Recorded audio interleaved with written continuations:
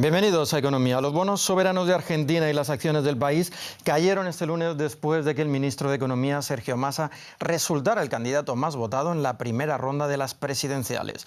Los mercados muestran así sus reticencias ante las expectativas futuras. Las acciones de la petrolera YPF, que cotizan en Estados Unidos, se desplomaron un 9% en su peor día en más de un año. Las acciones de BBVA Argentina, Grupo Financiero Galicia y Grupo Superville bajaron entre un 3,5 y más de un 5,6%. Sin embargo, tras una jornada volátil, el peso argentino cerró relativamente estable en su cotización frente al dólar.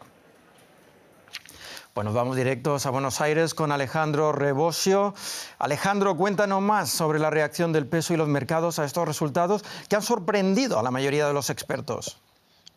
Sí, en Argentina, recordamos, hay un mercado cambiario con varios controles. Por lo tanto, hay un peso oficial que está fijo, que el gobierno lo ha fijado por lo menos hasta el balotaje del 19 de noviembre, y varios tipos de cambio paralelos. Donde más se mueve dinero es el llamado dólar contado con liquidación. Ese dólar, el viernes, había subido 16%. Ya venía subiendo, pero el viernes solamente subió 16% porque los inversores, grandes empresas, grandes fortunas que giran divisas al exterior con este tipo de cambio, bueno, lo que querían era protegerse y pasar las elecciones dolarizados. ¿Por qué? Porque preveían que hubo una victoria de Javier Milei, el candidato ultraliberal, y su proyecto de dolarizar la economía argentina. Sin embargo, hoy, al triunfar Sergio Massa, lo que sucedió es lo contrario. Así como subió el viernes 16%, hoy ese dólar contado con liquidación bajó 15%. Al mismo tiempo, como comentabas, acciones y títulos públicos bajaron, pero esto tiene que ver no tanto con una desaprobación hacia Massa, sino con que muchos inversores habían invertido en acciones y títulos públicos para dolarizarse y pasar con títulos o acciones en moneda dura y no en pesos, lo que era el tránsito del resultado electoral. Y teniendo en cuenta que el ganador de ayer, Sergio Massa, es el actual ministro de Economía, ¿podría llevarse algún sobresalto de aquí hasta las elecciones de noviembre? Lo que está claro es que el sobresalto permanente lo van a tener la gente en el bolsillo, porque la inflación no va a seguir siendo alta. Venimos de un 12% en solamente agosto, 12% en septiembre. Quizás en octubre puede ser un poquito menor, pero sigue siendo alta. Lo que no se prevé ahora, los analistas descartan después de la victoria de Massa, es que vaya a haber una devaluación del peso en el mercado oficial. Y eso es importante para las expectativas de Massa porque cuando sube el dólar en el mercado oficial, eso impacta mucho más en los precios que cuando sube en los mercados paralelos. Por lo tanto, por lo menos en ese aspecto puede haber tranquilidad en cuanto al tipo de cambio oficial. En cuanto al tipo de cambio paralelo, puede llegar a volver a subir en la medida que pasen las 4 semanas de campaña electoral y Javier Milei vuelva a tener alguna oportunidad de recuperar la ventaja y triunfar en las elecciones. Pero bueno, habrá que esperar a las encuestas y a las expectativas que haya en los inversores. Gracias, Alejandro Rebosio, desde Buenos Aires. Gracias a ustedes. Y ahora nos vamos a Panamá. Activistas, sociedad civil y sindicatos convocaron protestas este lunes en rechazo al contrato firmado por el gobierno con la compañía minera canadiense First Quantum Minerals.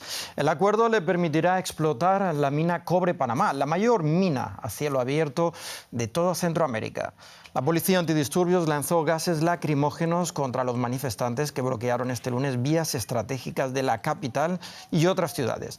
La concesión minera, con una inversión de unos 10.000 millones de dólares, generará el 50% de la producción global de la empresa y el 3,5% del Producto Interno Bruto panameño.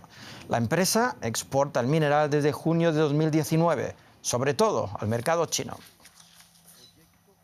Y en El Salvador, las comunidades cercanas a la frontera con Guatemala denuncian que la actividad de una mina de propiedad canadiense estaría en riesgo de contaminar el lago de Huija. Y aunque la minería está prohibida en El Salvador, ambientalistas piden al ejecutivo de Nayib Bukele que interceda ante el guatemalteco para detener la actividad de la mina Cerro Blanco, actualmente propiedad de Bluestone Resources, que se asienta sobre manantiales geotérmicos. Además, aseguran que permanecen atentos a la resolución de la crisis política guatemalteca y al cambio de gobierno que podría o no garantizar el acceso de miles de personas a agua limpia. El agua de este lago está en riesgo, advierten los habitantes de San Rafael. En este pueblo salvadoreño limítrofe con Guatemala, aseguran que la contaminación los dejará sin agua si la mina Cerro Blanco inicia operaciones a cielo abierto al otro lado de la frontera. Que este lago para nosotros es una fuente de trabajo, no solo para mí, sino que para todos los que vivimos a la orilla del lago de Huija. Yo les digo que aproximadamente los que vivimos a la orilla del lago de Huija y lo sustentamos podemos ser como unas 5.000 personas. Por eso la preocupación de nosotros es el lago, las contaminaciones del lago. Por ejemplo, tenemos lo que es la minería Cerro Blanco, está a 14 kilómetros de las orillas del lago de Huija y eso para nosotros es bien letal. Esta preocupación también la tiene Mirna Cruz de Amaes, quien aprendió a poder monitorear sus aguas, lo que ya se convirtió en parte de su rutina. Saco muestras de agua, yo hago muestras de agua. Veo también la temperatura del agua también, porque sé que tiene cambios, El agua tiene cambios, si es que está contaminada o no está contaminada. Pues la señal que me daría la laguna a mí, si ya está contaminada, es que ya no vamos a encontrar ni peces y las muertes de conchas y caracoles y todo se muere. Los avisos de las comunicaciones son apoyados por ONGs ambientalistas que han desarrollado campañas para pedirle al gobierno de Nayib Bukele su involucramiento. El gobierno parecía que estaba haciendo algo. Estaban sacando muestras de agua en el lago de Huija, pero lo central, que es negociar con el gobierno de Guatemala, no se está haciendo, no se ha hecho hasta este momento. Y eso no es posible. El derecho internacional le permite a los estados establecer negociaciones y establecer acuerdos con otros estados cuando sus intereses se vean afectados por proyectos en otro estado. Tanto las comunidades como las ONGs advierten que si el lago se contamina también podría correr peligro el río Lempa, que abastece de agua a más de 700.000 personas. Las comunidades en El Salvador están conscientes de que todo está en manos de Guatemala, por lo que dicen estar muy pendientes de cuál va a ser el rol que asumirá el nuevo gobierno. La compañía energética estadounidense Chevron comprará a su competidor Hess por 53.000 millones de dólares. Ambos consorcios anunciaron la fusión este lunes, en un momento en el que el petróleo cotiza por encima de los $87 por barril, un nivel históricamente alto que ha disparado los beneficios de los gigantes energéticos. Es la segunda gran operación del sector en lo que va de mes.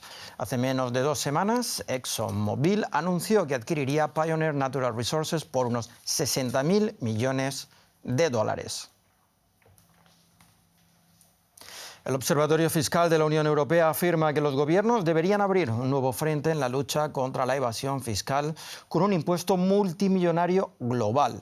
Según este organismo, un impuesto mínimo mundial sobre los multimillonarios podría recaudar 250.000 millones de dólares anuales. La suma equivaldría a solo el 2% de los casi 13 billones de dólares de riqueza que poseen los 2.700 multimillonarios de todo el mundo, muchos de los cuales pagan proporcionalmente muchos menos impuestos que los contribuyentes con menos ingresos. Un impuesto global a los millonarios. Comentamos esta propuesta con José David Navarro en la Bolsa de Frankfurt.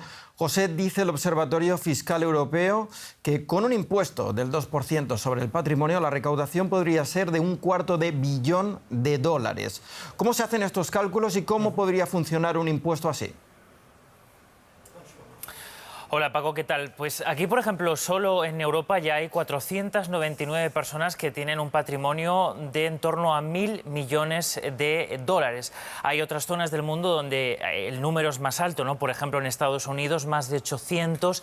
En Sudamérica, por ejemplo, la cifra se reduce al entorno de 100 personas que tendrían un patrimonio de este nivel. En total, como adelantabais, en su conjunto hablamos de un patrimonio de unos 2,7 billones de dólares. Si se aplica un impuesto del 2% sobre esa cantidad de dinero, que por cierto es más alta de la media de la tasa impositiva que pagan estas personas, que según el Observatorio Europeo ronda entre el 0 a nivel efectivo y el 0,5%, se generaría un poco menos de ese $250 millones, en torno, Paco, a 240.000 millones de dólares en ingresos globales. En 2021, un centenar de países se sumaron a la iniciativa de un impuesto mínimo y global a las multinacionales del 15%. En su día se consideró un gran paso para aumentar la recaudación. ¿Cuál ha sido el impacto realmente de esta medida?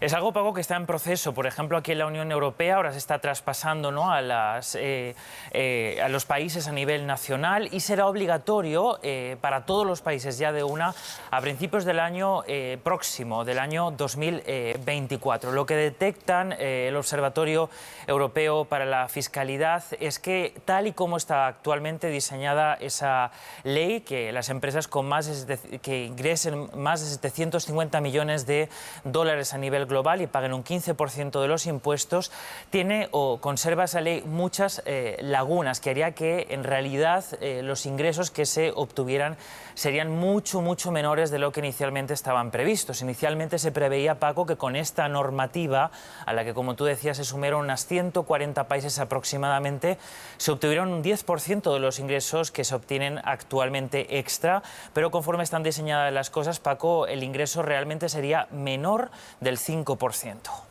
Gracias, José David Navarro, desde Frankfurt.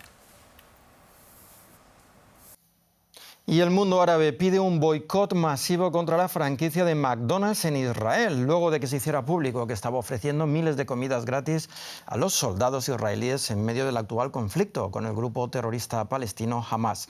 En respuesta, las franquicias de McDonald's en Qatar, Kuwait, Omán, Emiratos Árabes Unidos y Turquía emitieron declaraciones de apoyo al pueblo de Gaza, que es blanco de los ataques de la represalia de Israel.